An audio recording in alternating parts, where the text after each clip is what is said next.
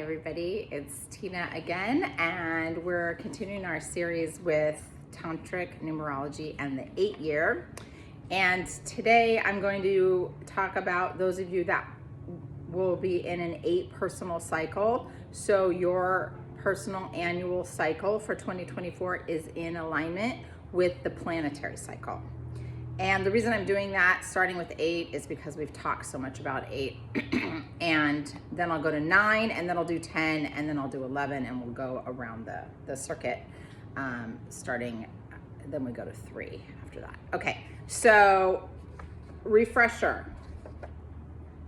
If you were born on August 19th, let's say, in 2001, you're gonna forget the year you were born, and then you're gonna add your birthday, which is 8/19, to the current year 2024. And then when you do that, you're gonna get this number, then you're gonna add these numbers together, right, to 051. And then that gives you the 8. So you're in the 8-year. And then if you're in an 8-year, you will always have the gift of a 6. So see how you'll add the 5 and the 1, add the 5 and the 1, and that is a 6. So your cycle is 8, and the gift of the cycle is 6. And it's that way for also the collective. Okay, so what does it mean for you personally when you're in an 8-year? And I have my notes because every video I forget to tell you something, and so I didn't want to forget. So I'll be referring a little bit to my notes. But the color for 8 is white, and it is associated with the pranic body, which we talked about yesterday. The prana meaning your chi. It's the 8th energy body, and it's also associated with the thymus, the high heart.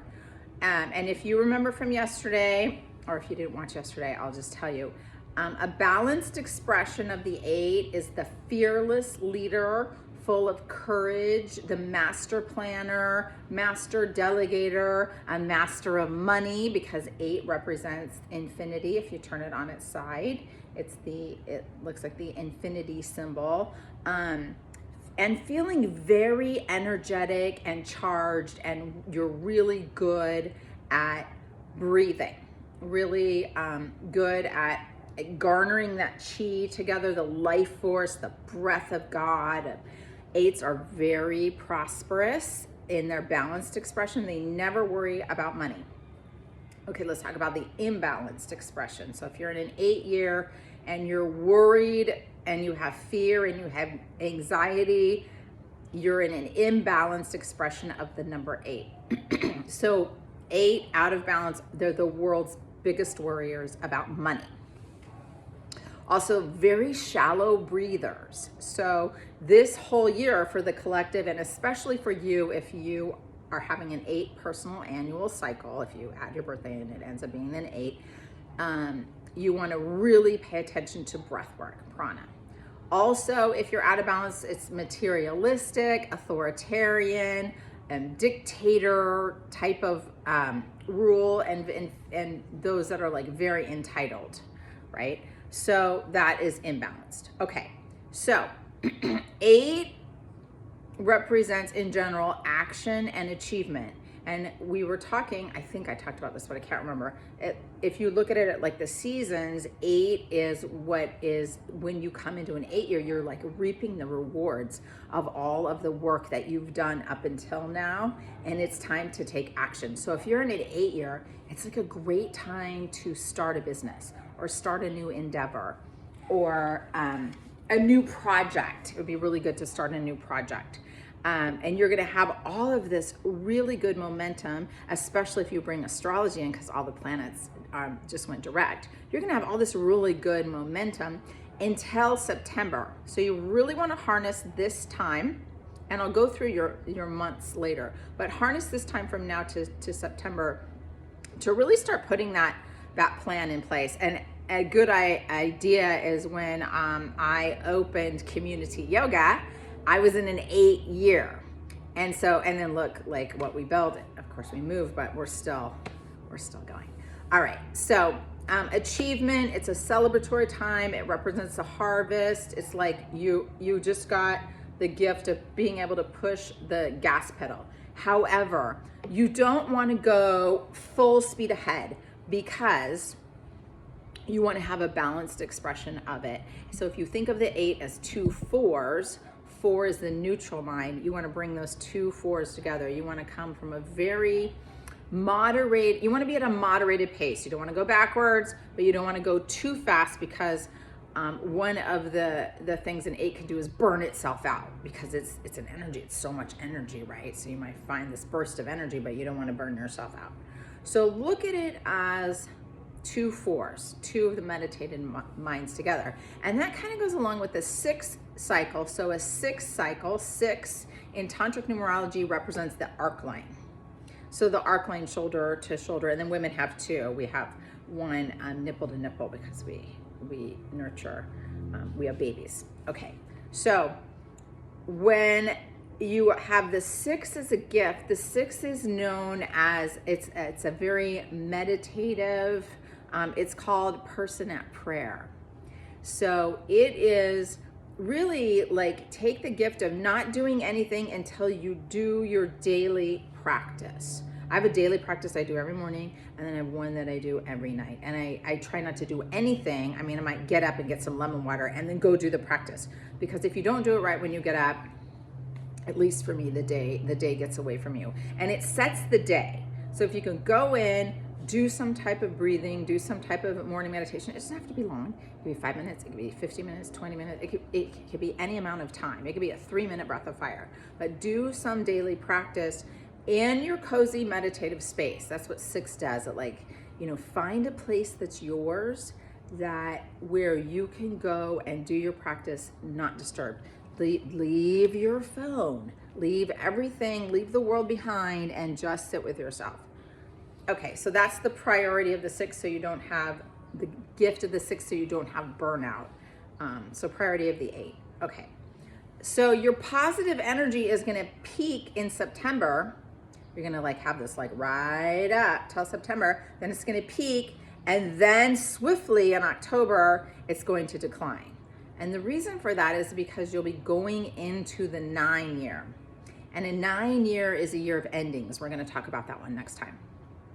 But you don't start anything new in a 9 year. And toward the end of this year, so October of 2024, you're going to start that little dormancy cycle. And it's going to go all the way, almost all the way to through 2025, till like September of 2025. So really take this time to harness this year of the dragon, this big Uranian, this big Pluto and Aquarius energy, to start a new endeavor. Okay, so make sure I didn't miss anything. The gift of the 6 advises for you to care for yourself physically, emotionally, and spiritually. If you get out of balance as a 6, you get sick. So take that gift of the 6 to make sure that you're really taking care of yourself. The things with health, if you're in an 8 year, is I talked about a little bit yesterday. It's the lungs. Remember, think about this: the thymus, the heart, digestion. There could be digestion issues. So really prioritizing your exercise, especially aerobic exercise for the heart. Kundalini yoga is great because it's not like yin yoga. It's meditative, but it can be pretty physical. And the breath work. Okay, let's go back to finances. I want to talk about finances. So you want to tie up all loose ends with finances before October, before you go in the decline cycle. So you want to have a way that you're bringing in new income before you start the 9 cycle, where everything, if you try to start in a 9 cycle, it doesn't work out. So try to get all of that done with finances and everything before October. So you're going to take action cautiously. You're going to move forward measuredly. You're going to avoid new activities after October of 2024 all the way through September 2025. And you are going to elevate your practices, spiritual and physical practices for emotional well-being. Okay.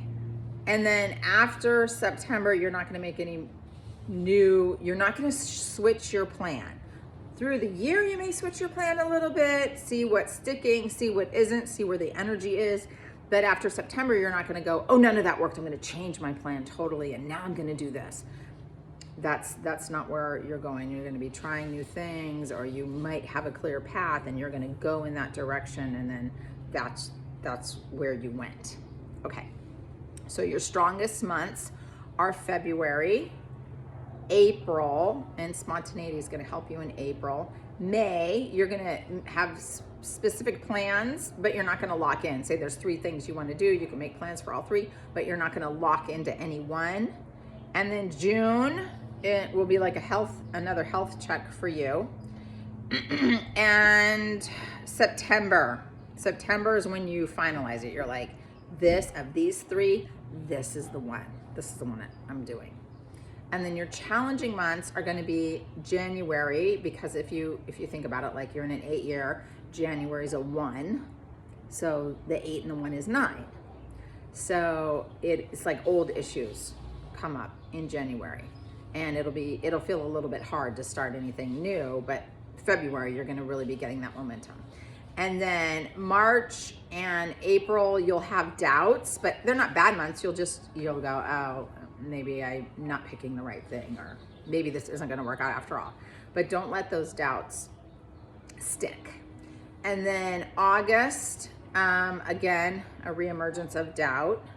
And October onwards, so October, November, December are going to be a little bit of the challenging months, because you have had all this momentum. It's kind of like when a planet goes retrograde, and then it's like, boom, okay. Because in the 9 cycle, so if you think about it, I opened community in an 8 cycle, and then the 9 cycle, you keep it, you want to keep it going. You don't start anything new, but everything you put into place, you just kind of nurture it right along, keeping it going. Okay, so we talked about your health. Financially, you should have a lot of prosperity. So don't worry about that. If you're worried, you're at an 8 out of balance, you need more pranayama.